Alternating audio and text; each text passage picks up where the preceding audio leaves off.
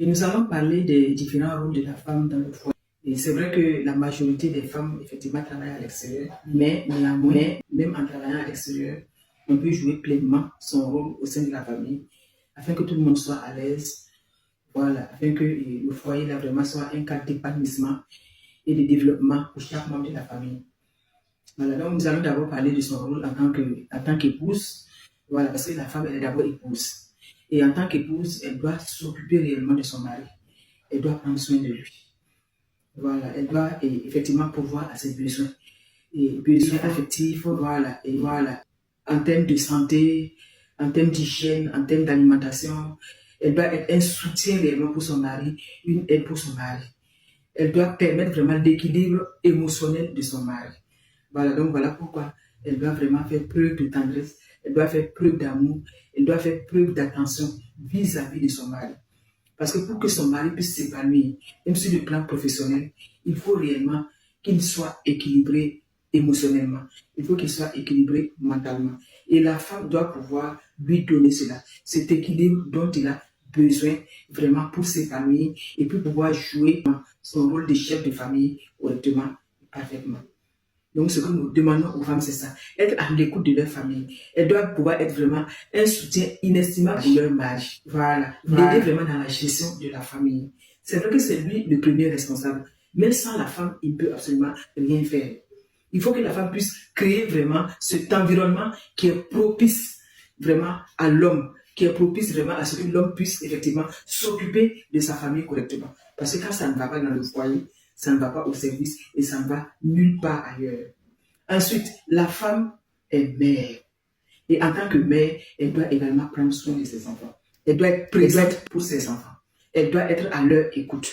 Elle doit pouvoir aux besoins de ses enfants. C'est important. Parce que nous savons que, et c'est la femme qui est beaucoup plus proche des enfants.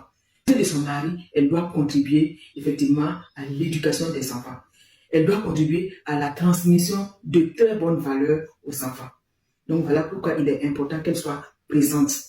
Voilà, qu'elle soit réellement présente dans la vie de ses enfants, qu'elle soit présente aux côtés de ses enfants pour les accompagner, pour les aider et qu'elle soit réellement à leur écoute. Voilà, qu'elle soit réellement à leur écoute. Et tout cela, ça va permettre à ces enfants-là de pouvoir bien grandir et de pouvoir s'épanouir. Maintenant, le troisième rôle de la femme, c'est quoi? C'est le rôle de maîtresse de maison. Et quand on parle de maîtresse de maison, ça veut dire quoi? Ça veut dire que c'est la femme qui s'occupe, des différentes tâches ménagères de la maison.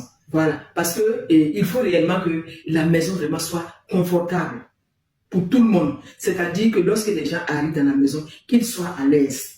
Donc une maison ordonnée, une maison propre. Ça, c'est le rôle de la femme. Et quand je dis que c'est le rôle de la femme, ça ne veut pas dire que c'est elle qui doit effectivement exécuter toutes ces tâches-là. Elle peut se faire aider. Parce qu'on l'a dit tantôt, la femme travaille à l'extérieur. Elle n'aura pas pratiquement le temps de venir tout faire à la maison. Mais elle peut avoir une aide extérieure. Et les hommes doivent penser à cela. Parce que souvent, il y a des hommes qui refusent. Je ne veux pas de servante chez moi, etc. Il faut que tu t'occupes de la maison. Alors qu'ils savent pertinemment que la femme travaille. Une femme qui sort le matin, qui revient le soir, et vous voulez qu'elle s'occupe de tout dans la maison, ce serait un peu difficile. Voilà. Donc, voilà, il faut réellement que la femme puisse se faire aider. Et les aides extérieures sont très importantes pour la femme qui travaille, même si elle ne travaille pas. Parce que si elle est fatiguée, elle ne pourra pas jouer parfaitement son rôle d'épouse. Le soir, si elle est très fatiguée, l'homme aura besoin de sa femme, mais forcément, elle va lui dire qu'elle est fatiguée. Et effectivement, elle a raison, elle est fatiguée. Donc, il faut créer les conditions pour que vraiment, elle aussi, elle soit à l'aise. Pour jouer son rôle d'épouse, c'est vraiment important, c'est ça. Voilà. Et par rapport aux tâches domestiques, en fait, la femme est là pour superviser le travail, les tâches domestiques de la maison, l'organisation, etc. lui revient. Et elle peut mettre tout le monde à contribution. Comme je l'ai dit, comme je l'ai fait aider par des aides extérieures, mais même les membres de la famille peuvent être mis à contribution. Voilà. Chacun peut être responsabilisé par rapport à une tâche bien précise. Et le mari aussi fait partie. Voilà. Le mari peut aider sa femme dans les tâches domestiques de la maison. C'est pas qu'on l'oblige à le faire, mais il le fait tout simplement parce qu'il aime sa femme. Et par amour pour elle, il va effectivement s'impliquer. Et parce qu'il veut aussi que sa femme soit disponible pour lui. On ne l'oblige pas. Mais je me dis qu'un homme qui aime sa femme, quand même, doit pouvoir l'aider, doit pouvoir s'impliquer dans les tâches domestiques.